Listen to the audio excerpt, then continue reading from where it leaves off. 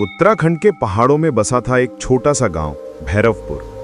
गांव चारों ओर से जंगलों से घिरा था और बीच में थी एक पुरानी हवेली, राघव हवेली। लोग कहते थे उस हवेली में काला जादू किया जाता था। रात को वहां से ढोलक की आवाजें आती थीं और कभी-कभी किसी औरत की चीख। शहर से आदित्य नाम का एक लड़का अपने रिसर्च प्रोजेक्ट के लिए गांव आया। उसे लोक विश्वास और काला जादू पर रिसर्च करनी थी। गांव के बुजुर्गों ने कहा, बेटा हवेली के पास मत जाना, ठाकुरनी की आत्मा आज भी जिंदा है वहां। लेकिन आदित्य को भूतों पर विश्वास नहीं था।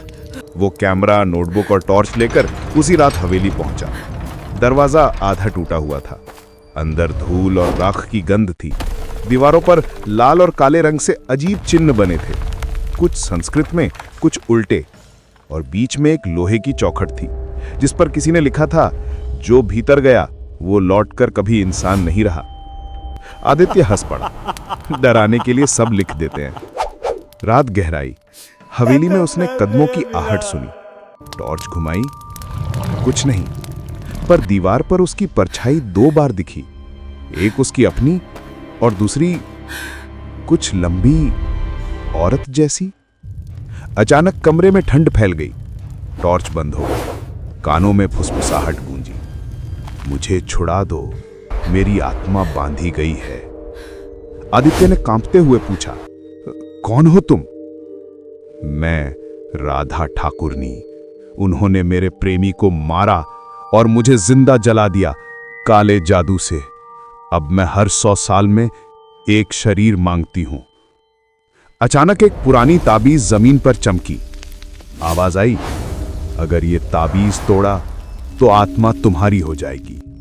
आदित्य ने उसे उठाया और तभी हवेली की दीवारें हिलने लगीं, राख उड़ने लगी, लाल धुआं फैला और एक औरत का चेहरा दीवार से बाहर निकला। लाल साड़ी, जली हुई आंखें और राख से ढका चेहरा। वचन दो, मुझे मुक्त करोगे, वरना तुम्हारा शरीर मेरा होगा। आदित्य डर गया। उसने ताबीज फेंक दिया। तुरंत कमरे में भैरव मंत्र की गूंज हुई और औरत चीखने लगी। लेकिन तभी हवा में कुछ बदल गया। मंत्र अधूरा रह गया और औरत हंसने लगी। अब तू ही मेरा वचन है, तेरा शरीर मेरी आत्मा। धुआं उसके चारों ओर घूमने लगा। आदित्य की आंखें लाल हो गईं और उसके शरीर से धुआं निकलने लगा। 3 महीने बाद गांव में फिर वही आवाजें आने लगीं, पर अब हवेली का दरवाजा खुला रहता है। गांव के लोग कहते हैं, अब ठाकुरनी नहीं, कोई और है वहां, शहर का लड़का। रात को जो भी उस हवेली के पास से गुजरता है, उसे कैमरे की फ्लैश जैसी हल्की रोशनी दिखती है और किसी मर्द की आवाज, मुझे छुड़ा दो, मैं आदित्य नहीं, वो हूं जो अब तुम्हें चाहिए। कहते हैं काला जादू सिर्फ आत्मा को नहीं, इंसान के वजूद को भी निगल लेता है।